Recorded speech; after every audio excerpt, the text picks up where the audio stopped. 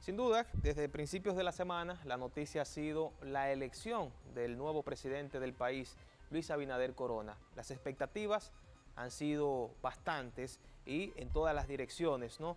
Ha habido muchos cuestionamientos sobre los retos fundamentalmente a los que se deberá enfrentar esta nueva gestión presidencial encabezada por Luis Abinader y también el Partido Revolucionario Moderno. A propósito, tenemos el placer de contar en estos momentos vía Zoom con el abogado y analista político, así como experto en negociación, Nelson Espinal, para conocer un poquito sobre esos retos a los cuales se debe enfrentar el señor Abinader, tomando el poder en un contexto tan crítico en términos sanitarios como es la pandemia del COVID-19. Así que damos las buenas tardes y la bienvenida a Teleuniverso al Día a Nelson Espinal Báez. Buenas tardes.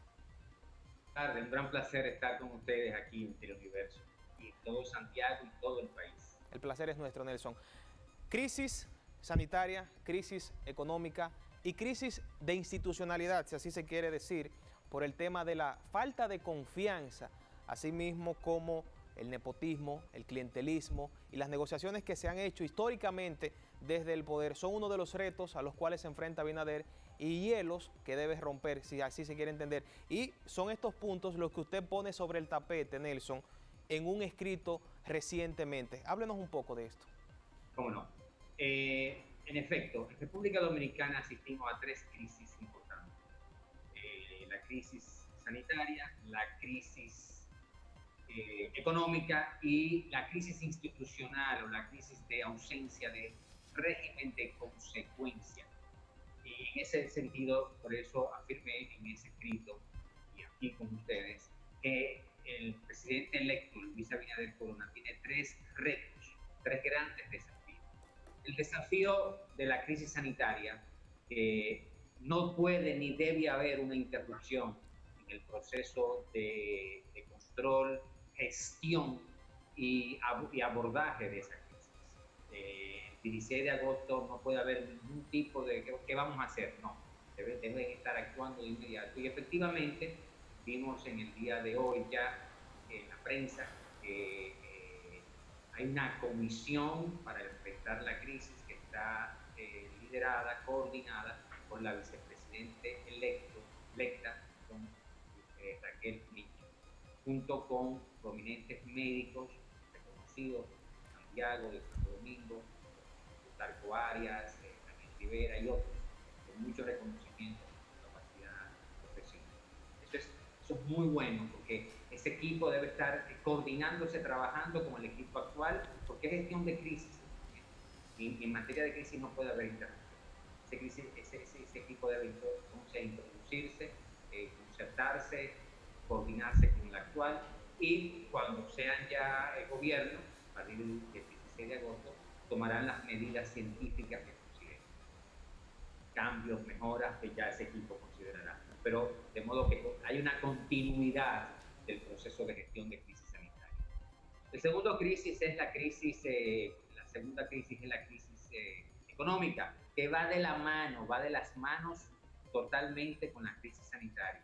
En su urgencia, en su prioridad, esa crisis vemos manos alrededor del presidente electo, vemos manos muy diestras de economistas, expertos, Seara Hatton, Jochi Vicente, Silverio, el licenciado Silverio, de la Madre Maestra y también que fue gerente del Banco Central. Hay un equipo económico bastante interesante que debe de inmediato estar al tanto de los procesos para involucrarse en esta gestión de crisis económica que, quiero decirlo en este programa, es más compleja que una simple crisis económica nacional, Nelson, porque es mucho más, es una crisis global, es una crisis mundial. Para darle un solo detalle, en el día de ayer el gobierno de Italia prohibió una serie de países a cual movilizarse. Ni los italianos pueden ir a esos países, ni de esos países pueden entrar a Italia. ¿Saben quiénes están entre esos países? la República Dominicana. República Dominicana. Así Es es. decir, nosotros los dominicanos no podemos viajar a Italia.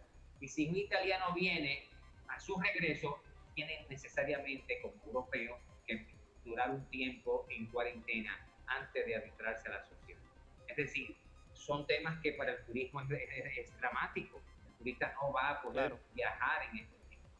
Sí, Nelson, le íbamos a preguntar, así en esa línea, antes de pasar a otro tenor, esta crisis que se pronostica para la nueva gestión gubernamental está al margen de esos pronósticos que ofrecen organismos internacionales en cuanto al crecimiento sostenido, del cual pues la República Dominicana se prevé tendría un privilegio, ya que sería el único país de la región que se mantendría en un crecimiento, por lo menos dentro de una estabilidad económica. O sea, ¿esa crisis está al margen de esos pronósticos o eso haría variar necesariamente los pronósticos otorgados? No, no estarían al margen, son parte de, pero no vamos a tener el mismo nivel de crecimiento, de bonanza que hemos tenido en los últimos años. Necesariamente va a haber desempleo, necesariamente va a haber negocios que estarán en la quiebra o en cesación de pago, y el crecimiento económico que hemos tenido en los últimos 10 años corridos, 11 años corridos, no será igual. No será igual. Eso es evidente. Y eso se está sintiendo ya. Así es. En cuanto a la crisis... La tercera crisis es la crisis institucional, que es la crisis de lo que llamamos la ausencia de régimen de consecuencia, no ausencia total, pero sí una verdadera crisis en ese sentido, que fue la causa que movilizó el cambio en República Dominicana. A partir de enero del 2017 en nuestro país empezó una serie de movilizaciones pacíficas, y esas movilizaciones de las cuales fuimos parte, esas movilizaciones pacíficas fueron buscando régimen de consecuencia, ataque a la corrupción, ataque a la impunidad, y eso es un proceso que debe atacarse de inmediato, afrontarse de inmediato, pero con una visión estructural y coyuntural. Sí, en uno de los fragmentos incluso, y esto es muy importante, don Nelson, uno de los fragmentos de la pieza oratoria que ofreció Luis Abinader, momentos después de conocerse los primeros boletines, estuvo el hecho de que este cambio, él es consciente, el PRM es consciente que este cambio no se debió sencillamente a una simpatía política coyuntural, sino a una exigencia de una población que le ha dado un voto de confianza a Luis Abinader para cambiar todo un modelo quizás histórico de cómo se han estado haciendo las cosas, y esto entonces me da a entender que no estamos hablando, Nelson, de un cambio de PLD a PRM, sino de un cambio y una disrupción total con el modelo histórico que hemos tenido en cuanto a la implementación de las políticas públicas. ¿Es así? Es correcto, es cambio de un modelo. Porque cuando hablamos de nepotismo hablamos de Balaguer necesariamente, cuando hablamos de violentación de la autoridad o de abuso de poder hablamos de Trujillo, entonces estaríamos en esa línea, ¿no? Correctísimo. Es un modelo que viene desde el origen, desde 1844 la fecha, pero que para ser más preciso, ese modelo se instaura a partir de 1966 con el modelo balaguerista de la gestión pública, de la corrupción, el tráfico de influencia, la impunidad, los jueces son los míos. Ese modelo se fue prolongando en el tiempo hasta nuestros días, y lamentablemente el Partido de la Liberación Dominicana profundizó ese modelo, tuvo otras cosas, sus luces en otras áreas, pero ese modelo es muy pernicioso, y nos movilizamos en el país entero, nos movilizamos desde hacía ya mucho tiempo, precisamente porque el partido gobernante actual no se ocupó de profundizar estos cambios que merece la sociedad dominicana. Entonces, ese modelo clientelista, rentista, que nos da como derecho, que nos da como favor lo que nos toca como derecho, es el que hay que detener y crear un nuevo modelo de gestión pública donde precisamente el Estado de Derecho, donde el ciudadano sea el ente central y las instituciones democráticas sean robustas. Excelente. Don Nelson, para finalizar, tendríamos que preguntarle, el domingo vimos una manifestación de un pueblo que se comportó totalmente distinto, quizás a elecciones anteriores. Votaron en contra de las dádivas, votaron en contra de los favores y cambiaron las cosas que se esperaban pasar. ¿Qué pasaría, sin embargo, con esos partidos minoritarios que son conocidos como los chupasangres del Estado Dominicano? Porque hay una nebulosa en cuanto al liderazgo en el cual se reforzará el PLD a partir de ahora para el 24, y también sobre quiénes se relevarían dentro del PRM. O sea, ¿qué pasaría, a su entender, con el sistema partidario de la República Dominicana tras culminar este proceso electoral del domingo? Precisamente parte de la recomposición del sistema, del modelo que tenemos, tiene que pasar por la recomposición del modelo partidario. Es un modelo partidario donde precisamente no se articulan los mejores hombres, las mejores mujeres de la sociedad dominicana, porque, lamentándolo mucho, son modelos para promoverse económicamente, para buscar en la política lo que no pueden encontrar en la profesión. Y eso es precisamente el modelo que tenemos que cambiar.